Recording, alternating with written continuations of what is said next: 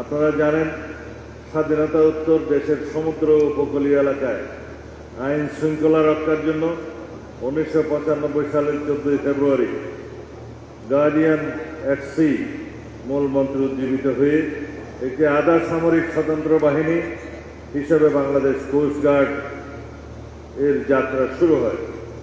মূলত বিএনপি সরকারের তৎকালীন প্রধানমন্ত্রী দেশনেত্রী বেগম খালেদা জিয়ার নেতৃত্বে কোস্টগার্ড গঠনের ভিত্তি তৈরি হয়, যা পরবর্তীতে এই বাহিনীর সার্বিক উন্নতি, নীতি নির্ধারণ এবং অবকাঠামোগত উন্নয়নের জন্য একটি পাথেয় হিসেবে কাজ করেছে।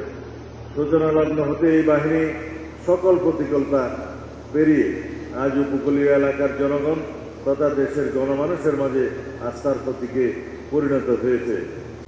দেশের সমুদ্র নদ নদী বেষ্টিত উপকূলীয় এলাকার সার্বিক নিরাপত্তা রক্ষার জন্য বাংলাদেশ কোস্টগার্ড অনন্য ভূমিকা রেখে যাচ্ছে।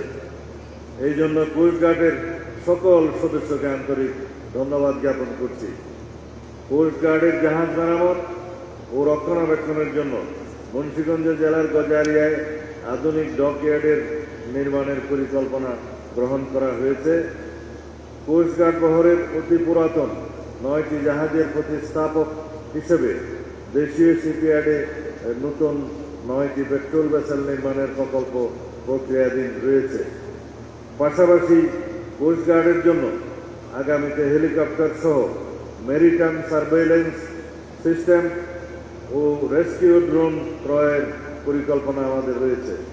এই বাহিনীর আধুনিকায়নের জন্য প্রয়োজনীয় জনবল বৃদ্ধি করে প্রায়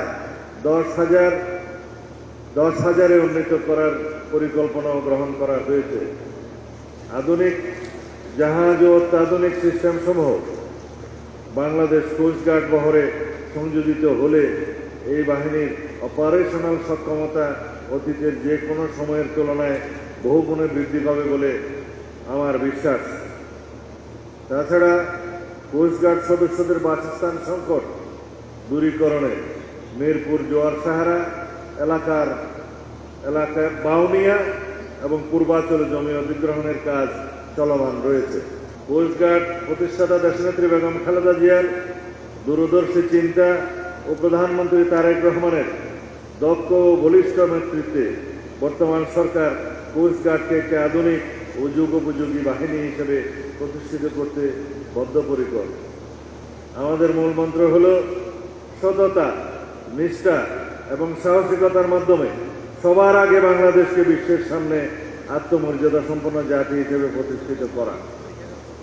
তাই দেশের সামুদ্রিক সম্পদ ও উপকূলীয় জনগণের সুরক্ষা নিশ্চিত করতে বাংলাদেশ কোস্টগার্ড সততা ও দেশপ্রেমের সহিত দায়িত্ব পালন করে যাবে এবং যে কোনো পরিস্থিতিতে স্থানীয় প্রশাসনের সাথে সমন্বয়পূর্বক সরকারকে সহায়তা প্রদান করে যাবে এবং এর মাধ্যমে জনগণের আস্থা অর্জনে আরও অগ্রণী ভূমিকা রাখবে বলে আমি দৃঢ়ভাবে বিশ্বাস করি।